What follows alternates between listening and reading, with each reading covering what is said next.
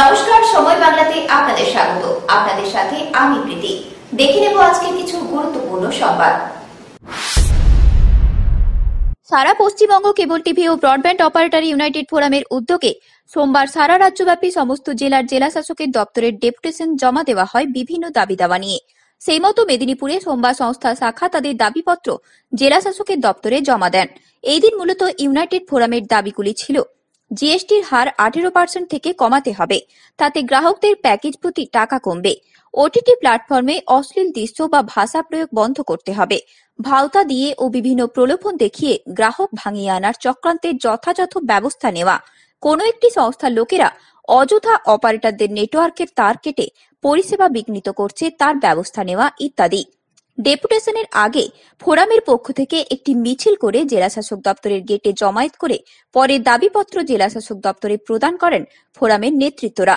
উপস্থিত ছিলেন জয়ন্ত মণ্ডল, অরুণ চৌধুরী, শক্তি মাসান্ত, অরূপ সামন্ত, শুভঙ্কর চৌধুরী, অরুণাভ বসু, পবিত্র হাজরা, সুকান্ত বসু, অরূপ পাল সহ অন্যান্য কেবল টিভি ও ব্রডব্যান্ড অপারেটরগণ।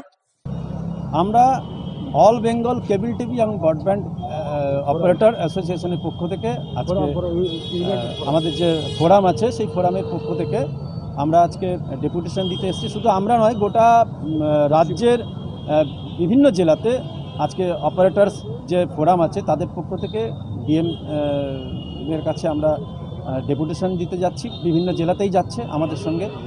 তো আজকে আমাদের মূলত ডেপুটেশনের যে মূল বিষয় সেটা হচ্ছে যে আমরা যারা কেবল টিভি অপারেটর এবং ব্রডব্যান্ড অপারেটরস দীর্ঘ প্রায় 25-30 বছর আমরা ব্যবসা করছি। তো এই মতো অবস্থায় আমাদের প্রত্যেকেরই একটা বয়স হয়ে গেছে, যে বয়সে আমরা আর লড়াই করে যুদ্ধ করে ব্যবসা করতে পারবো না। তো আমাদের প্রত্যেকের সমস্ত পুঁজি আমরা এই ব্যবসায় লাগিয়ে দিয়েছি। এই মুহূর্তে দেশের যা অবস্থা তাতে একটি সংস্থায়, আমরা সবাইকে দোষ দেবো না, একটি সংস্থায় এমন একটা মনোভাব নিয়ে তারা বিজনেস করতে আসছে যে আগামী দিন আমরা বিজনেসে থাকবো কিনা এটা খুব চিন্তার বিষয়।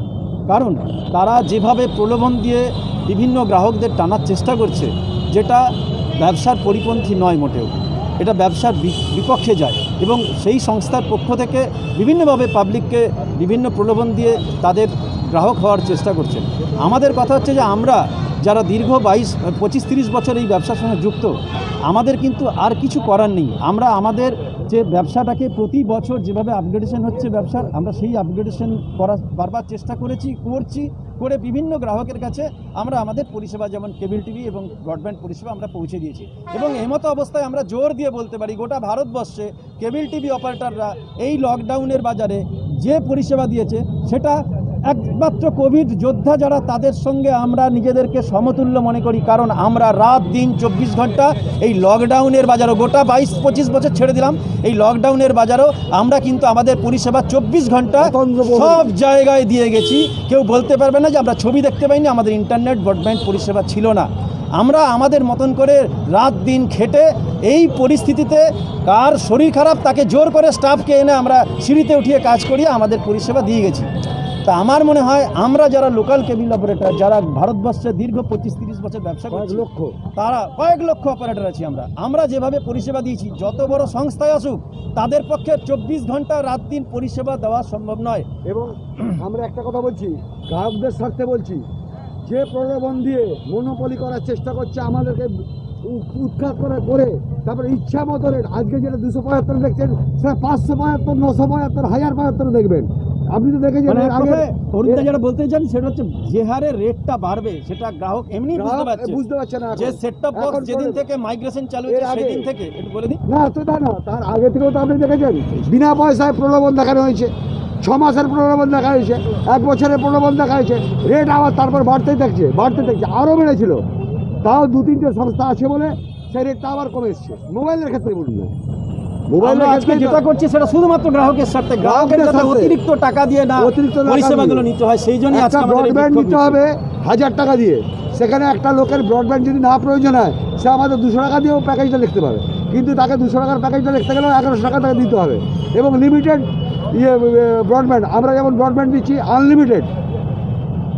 তাহলে গত পরশু থেকে একটা প্রচার চলছে মেদিনীপুর শহরে গাড়ি নিয়ে, হ্যাঁ, যে কিছু অফার শুরু করেছে মেদিনীপুর এই তো শহরবাসীর জন্য। এইটাই তো কি আমাদের বলবেন বক্তব্য। এটাই? এইটা হচ্ছে বিভ্রান্ত, মানুষকে বিভ্রান্ত করছে। প্রথমে বিনা পয়সায় দেবে, তারপর যেমন করে আপনারা দেখেছেন তো, তারপর হচ্ছে আনলিমিটেড মানি, আনলিমিটেড যা চাইবে তাই হবে।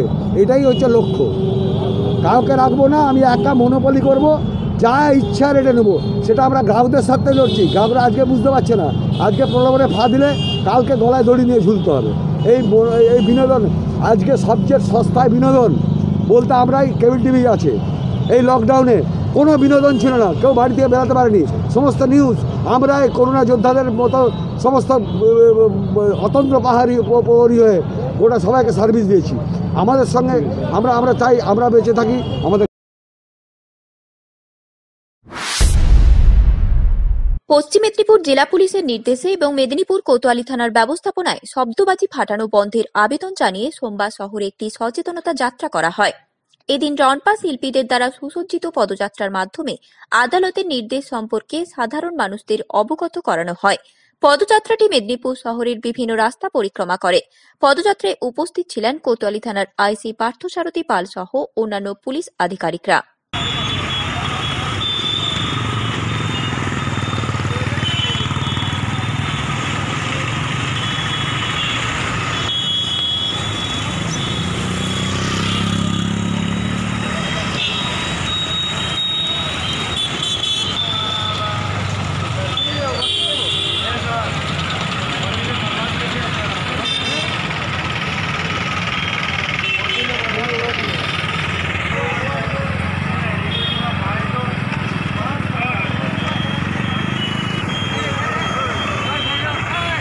गाड़ी तुम जाओ बाहर जाओ। नहीं मोदी नहीं है, हम लोग ये अच्छा है, ये अच्छा है, मेरा सर अच्छा है, सारे यहाँ से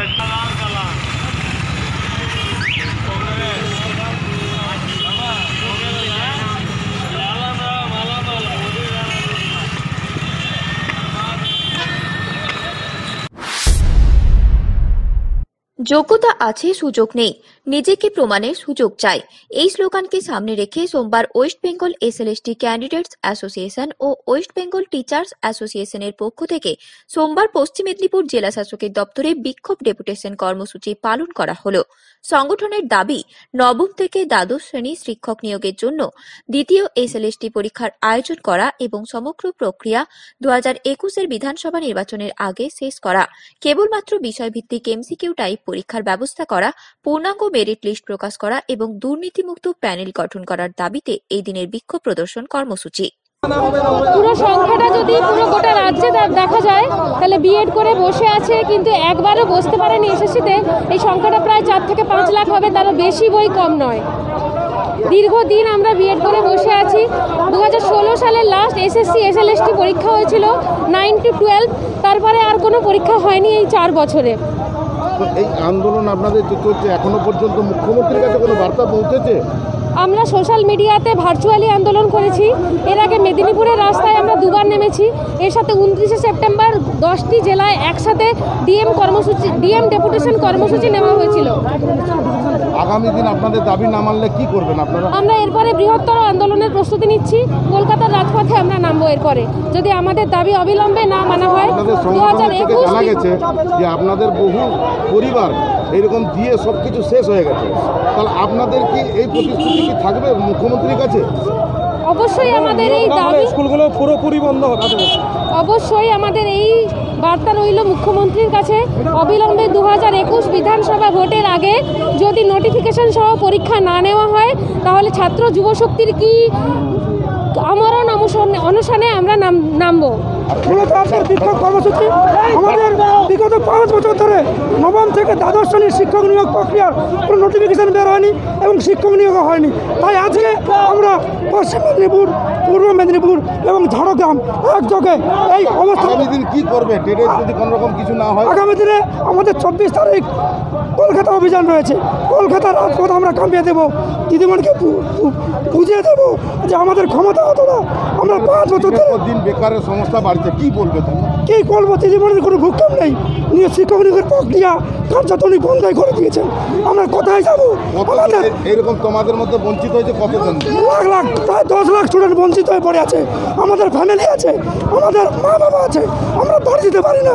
আমাদের যন্ত্রণার কথা দিদিমণিকে কতবার বলেছি, শুনছে না, নিয়োগ প্রক্রিয়া শুরুই করছে না। কিন্তু আগামী দিন তাহলে কি করবে?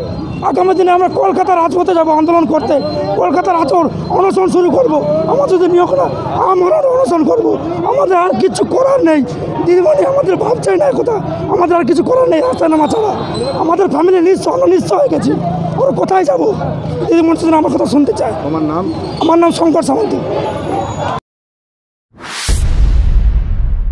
দিন কয়েক আগে প্রয়াত হন মেদিনীপুর শহরে বিশিষ্ট কেবল টিভি অপারেটর তথা বিশিষ্ট ব্যবসায়ী সুবীর সামন্ত। সোমবার তার স্মৃতিতে মেদিনীপুর শহরের একটি বেসরকারি হলে আয়োজন করা হয় এক স্মরণ সভার। ফটোগ্রাফি ইউনাইটেড ফোরামের উদ্যোগে আয়োজিত এই সভাতে স্মৃতিচারণ করেন বিশিষ্ট ব্যক্তিরা।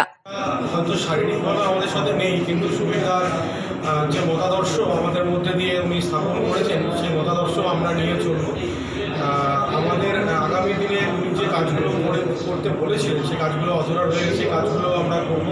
তার মধ্যে একটি আছে, একটি ডিস্ট্রিক্টে এখনও অ্যাসোসিয়েশন তৈরি হয়নি, সেই সমস্ত ডিস্ট্রিক্ট অ্যাসোসিয়েশন তৈরি করা এবং আমাদের অ্যাসোসিয়েশনের মধ্যে বন্ডিংটাকে আরও ভালো করে তোলা। ওনারা উনি অ্যাকচুয়ালি অ্যাসোসিয়েশনের মেম্বারদের যারা ছিলেন তাদেরকে একটা পরিবারের মতো উনি দেখেছেন। এই পরিবারটা যাতে আরও শক্তিশালী হয়ে ওঠে, পরিবারটা যেন আরও সংঘবদ্ধ হয়ে ওঠে, সেই দিকে আমরা আরও বেশি মনোনিবেশ করবো। এবং ওনার আরও একটা বড় ইচ্ছা ছিল যে আমাদের সকলের আই কার্ড হোক, আমাদের স্বাস্থ্যসাথী কার্ড, আমাদের ইএসআই এর পরিচালনা চালনা করা, এই সমস্ত কাজগুলো উনি দিয়ে গেছিলেন। অলরেডি আমরা আই কার্ডের ব্যবস্থা কিছু করেছি, অলরেডি আমরা সেটা চালু করেছি। স্বাস্থ্যসাথী নিয়েও আমরা কাজ করছি এবং কিছু কিছু জায়গায় অলরেডি আমরা ইএসআই পিএফ নিয়ে করছি। ফটোগ্রাফারদের ইএসআই পিএফ থাকবে, এটা একটা বিশাল বড় উদ্যোগ, তো সেই জায়গাটাও আমরা মাথায় রেখেছি। সেটা নিয়েও আমরা কাজ করবো এবং ওনার এই ফিরে যাওয়া যে কাজগুলো, এবং সবচেয়ে একটা বড় কাজ নর্থ বেঙ্গলে একটা এক্সপো করা, যেটা কোনোদিনও হয়নি নর্থ বেঙ্গল ফটোগ্রাফারদের জন্য, সেই কাজগুলো আমরা সম্পূর্ণ করব এবং আমরা ভবিষ্যতে এই সংগঠনটাকে আরও শক্তিশালী করে এই সংগঠনের মধ্যে দিয়ে সুবিধাকে আমরা অমর করে রাখতে চাই। এটাই আমাদের সুবিধার প্রতি মানে প্রকৃত শ্রদ্ধার্ঘ হবে বলে আমরা মনে করি। আপনার নাম? আমার নাম অভিজিৎ ব্যানার্জি, সম্পাদক West Bengal photography welfare association.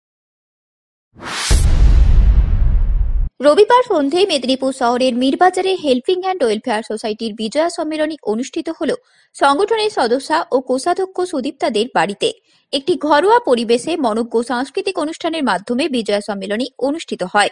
উপস্থিত ছিলেন হেল্পিং হ্যান্ড ওয়েলফেয়ার সোসাইটির সভাপতি দিলীপ মান্না, কার্যকরী সভাপতি মাননীয়া রাজশ্রী মণ্ডল, সম্পাদিকা পারমিতা সাউ, সংগঠনের সদস্য ও সদস্যা নরোত্তম দেব, মৌসুমী মান্না, পিন্টু সাউ সহ অন্যান্যরা। সমস্ত সদস্যবৃন্দ উপস্থিত হয়েছেন আমাদের সবার প্রিয় রত্নাদি বাচিক শিল্পী, সবাইকে আমার আজকের অনুষ্ঠানে আজকে আমরা একটা ছোট্ট একটা বিজয়া সম্মেলনীতে উপস্থিত হয়েছি। সবাইকে ধন্যবাদ, অভিনন্দন জানাই। আমরা এই বিশেষ দিনে আজকে অন্য কোনো কাজের কথা বলবো না, আমরা জাস্ট গেট টুগেদার করছি। সবার এই কোভিড পরিস্থিতিতে বিশেষ কোনো কিছু অনুষ্ঠান না করে আমরা সবাই যাতে সুস্থ থাকেন, ভালো থাকেন, এটাই আমরা কামনা করি। এরপরে আমরা গানের অনুষ্ঠান করবো, তো গানের মাধ্যমে আমরা আমাদের অনুষ্ঠান শুরু করছি। অতিথি আরো আমাদের মেম্বার্স অতিথি আসবেন, গোপালদা আছেন, উনি আসবেন। এরপরেও আমরা এলে আমাদের কন্টিনিউ করবো। মেদিনীপুরের বিদ্যাসাগর হল প্রাঙ্গণে শহর তৃণমূল কংগ্রেসের উদ্যোগে বিজয়া সম্মেলনের আয়োজন করা হয়, যেখানে উপস্থিত ছিলেন জেলা সভাপতি অজিত মাইতি, প্রণব বসু, নির্মাল্য চক্রবর্তী, প্রসেনজিৎ চক্রবর্তী, সুকুমার পড়িয়া, গোপাল সাহা সহ অন্যান্যরা। সবাইকে বিজয়ার শুভেচ্ছা জানাই এবং যারা বয়সে কবি প্রত্যেকেই আপনারা আমার প্রণাম গ্রহণ করুন।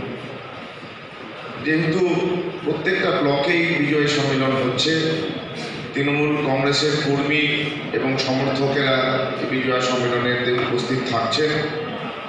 মিষ্টিমুখ করছি আমরা এবং একই সঙ্গে কিছু রাজনৈতিক কথা বলছি। সংবাদ এখনকার মতো এই পর্যন্তই। সঙ্গে থাকুন, দেখতে থাকুন সময় বাংলা।